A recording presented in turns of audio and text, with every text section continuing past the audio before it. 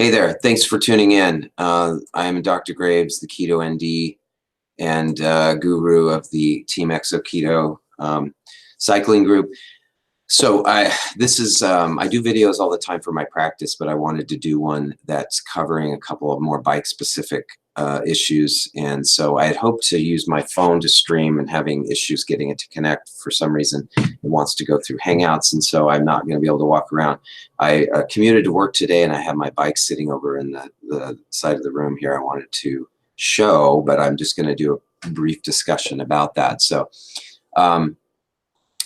point of this video is that I wanted to just mention an introduction to any of you who haven't been familiarized with the ketogenic diet and how it relates to cycling and the weather change. So going into the cold months, when I got introduced and then started the ketogenic diet about 3 years ago, what I discovered is that it has a number of advantages, especially for cold weather and cycling too. But and obviously being out in cold weather on your bike, we need all the help we can get. So number one is that the ketogenic diet will help your body stay warmer more efficiently.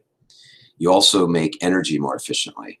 And it's just the inherent effects of burning fat as fuel. So as a quick summary of the ketogenic diet, it is a diet where your fat intake is higher than your carbohydrate intake, and to the point where you are burning fats preferentially to maintain what we call a state of nutritional ketosis.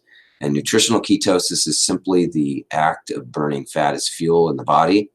And we're making the energy molecule, the ATP, and feeding our mitochondria through burning fat instead of burning carbohydrates. So there's an efficiency improvement from that. You actually use less oxygen for the amount of energy produced. And so that's something I have noticed. You improved endurance. And the other effects for this time of year is that you actually have an improved body temperature. You will run warmer when you're in a state of eating ketogenically and a nutritional ketosis. It's very distinct. It makes the cold months way more tolerable.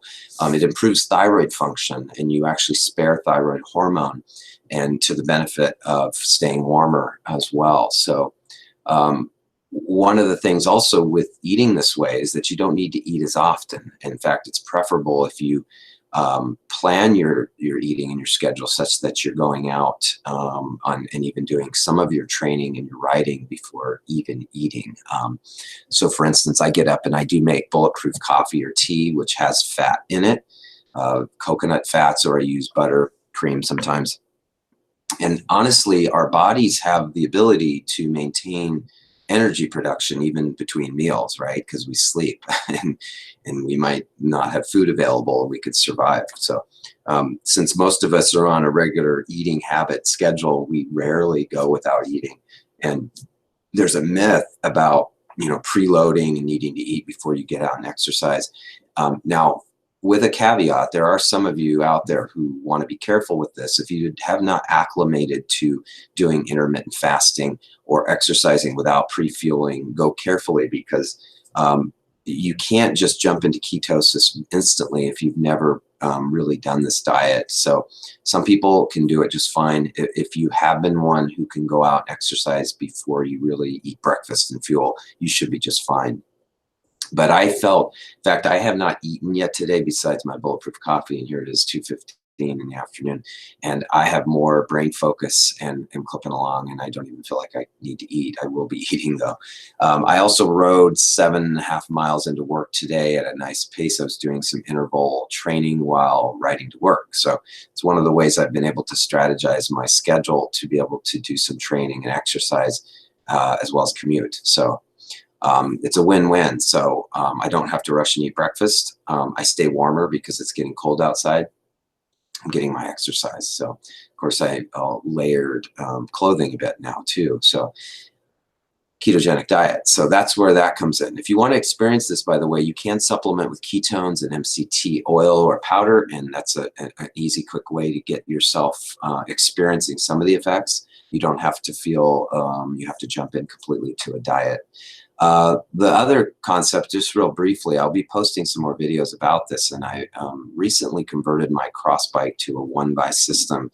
And so deviating a little bit from the diet, I like to do a little bit of my own bike work, and I've been obsessing over getting my 2x11 drivetrain on my felt cross bike converted to a 1x for this season. And so I've gone through a couple of experiments and have gotten to the point where I'm very, very happy with it at this point. So I won't go into all the details of that, but just to say that what I found for a very, very easy, quick conversion was that I took my old XT 10-speed cassette, which is an 11 to 36, and it went right on to my rear hub that had the 11-speed for a 105 system, a Rode Shimano system, and just went right on. I did put one extra spacer in the back because there's a little bit of a gap distance-wise, but the shifting after just a couple of little adjustments is just perfect. The other key was that I put a narrow wide chain ring up front. So I got rid of the two chain rings, the 42-36, and I put a 40-tooth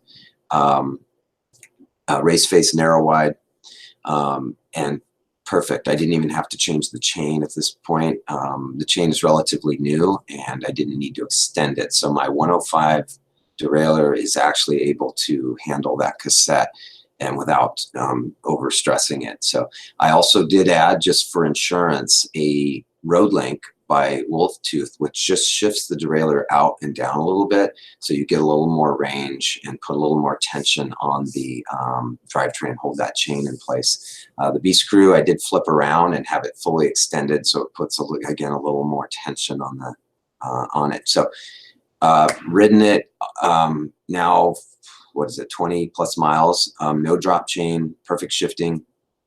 I may eventually go to where I can do a 1x11, having the 11 speed, but I would need to do a little, I would have to purchase another cassette and look at maybe even, and by the way, you can do this. You could run an XT 10-speed derailleur and an 11-speed cassette with another little device from Wolf Tooth. It's called the Tanpal, I think, or Tanpan. It's a little device that makes up for the difference in the road shifter and using a Shimano mountain derailleur. So probably about $40 for that. So if I want to go to 11 speed with even more range, use my existing or an old XT derailleur that I have, I might go there. But again, pretty happy. I think I'm just going to run a 10 speed for now. So I'll post some pictures and links to that project. Project number 2 that's happening this week is I'm going to be experimenting and finally getting the tire situation dealt with. I'm trying to get the widest tire I can fit on an older cross bike, older being 2014. So the rear chain stays are the problem, and I am looking at probably only being able to fit a 35C. Probably going to end up with a 34 in there for good clearance, and then I have a 37 or 38C that I had in the back, which did just barely fit, but not enough margin, and so I'm going to put that on the front. So I'm going to run a fatter in the front tire, and then as wide as I can in the back. So anyway, I'll call that a wrap. Please post questions. Thanks for watching, and you can look for more content, some of my training videos and other related content on my YouTube channel, Keto ND, and you can see the link hopefully in the comments below soon. So thanks for watching.